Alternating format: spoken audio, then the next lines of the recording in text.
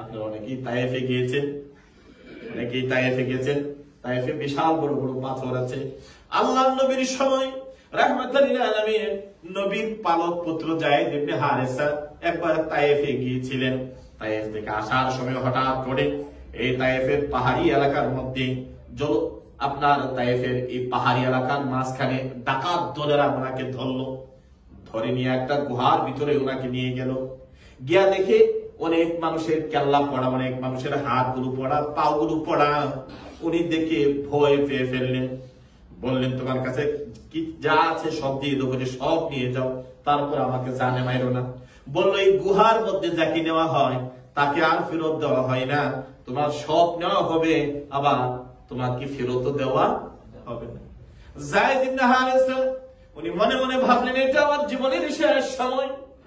এমন সময় ওনাদেরকে বললেন যদি একটু সময় দাও, আমার আল্লাহর কাছে আমি 2 রাকাত নামাজ পড়ে নেব, তারপরে আমারে তোমরা মেরে ফেলো, তোমাদের মনে যা চাই তোমরা করে ফেলো। বললো ঠিক আছে। উনি নামাজে দাঁড়িয়ে গেলেন, যাইয়া সাজদাতে চলে গেলেন, আর বলেন আল্লাহ এই কঠিন বিপদ থেকে আমাকে আর কেউ উদ্ধার করতে পারবে না। ইয়া আল্লাহ বলে একটা সিজদার মধ্যে ডাক দিলেন, ইয়া ওয়াদুদু ইয়া মাজিদু, 3টা শব্দ সিজদাতে দেয়া ডাক দিলেন। প্রথম আল্লাহ শব্দটা ডাক দেওয়ার পরে আকাশ থেকে একটা বিকট আওয়াজ আসলো, সমস্ত মানুষগুলো গুহা থেকে বাহির হয়ে গেলেন। এই গহীন এই জঙ্গলের পাহাড়ি এলাকার মধ্যে আওয়াজ কোথায় থেকে আসতেছে এই কথা বলে তারা ঘোরাঘুরি শুরু করলেন।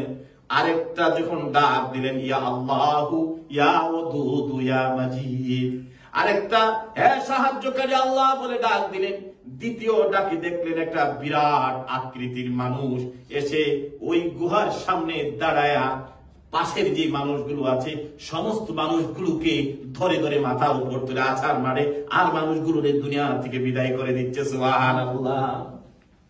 আল্লাহর নবী বললেন মানুষ যখন কোন মুমিন যখন কোন কঠিন বিপদে পড়ে যায় আর যখন আল্লাহকে ডাক দেয়, আল্লাহ রাব্বুল আলামিন তখন সাহায্য করেন। ওই বান্দাকে যায়েদ ইবনে হারেসাকে আল্লাহ রাব্বুল আলামিন আকাশ থেকে ফেরেশতা পাঠিয়ে দিলেন।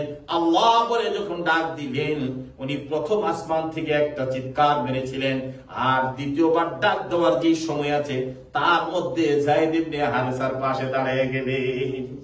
এই হলো মুমিন যখন কোন কঠিন মুসিবত বিপদ আসে আর আল্লাহকে যদি ডাক দিতে পারে আল্লাহ রাব্বুল আলামিন উদ্ধার করে দেয়। সুবহানাল্লাহ।